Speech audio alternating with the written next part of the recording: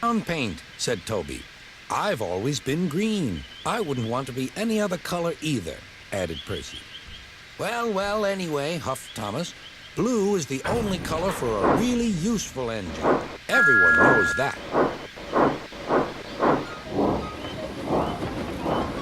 Percy said no more. He just grinned at Toby. He was resting when Percy arrived. The large hopper was loading his freight cars full of coal. Thomas was still being cheeky. Careful, he warned. Watch out with those silly cars. Go on, ordered the cars.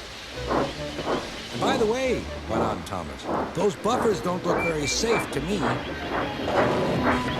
The last load poured down. Help, help, cried Thomas. The last load poured down. Last load poured down. Help, help, cried Thomas. Get me out.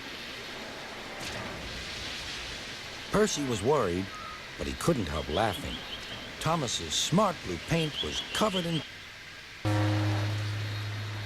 Ha ha, chuckled Percy. You don't look really useful now, Thomas. You look really disgraceful. Disgraceful?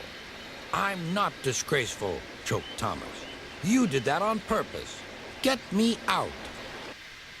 So long to clean Thomas that he wasn't in time for his next train. Toby had to take Annie and Clarabelle. Poor Thomas, whispered Annie to Clarabelle. They were most upset.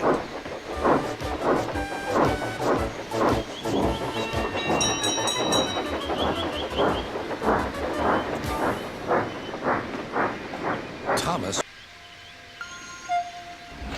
Next day, Thomas was feeling more cheerful as he watched Percy bring his cars from the junction. The cars were heavy. Percy was tired.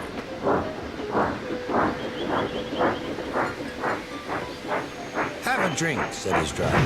Then you'll feel it. The water column stood at the end of the siding with the unsafe buffers.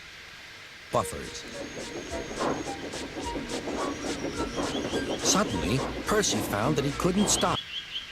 The buffers didn't stop him either. Oh, wailed Percy. Help!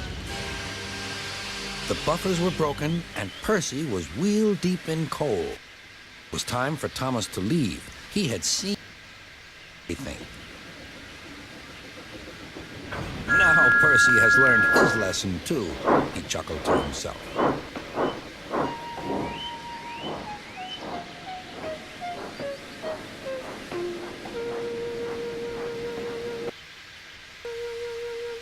That night, the two engines made up their quarrel.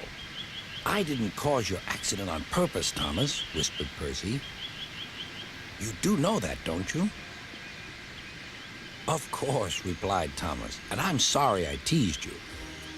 Your green paint looks splendid again, too.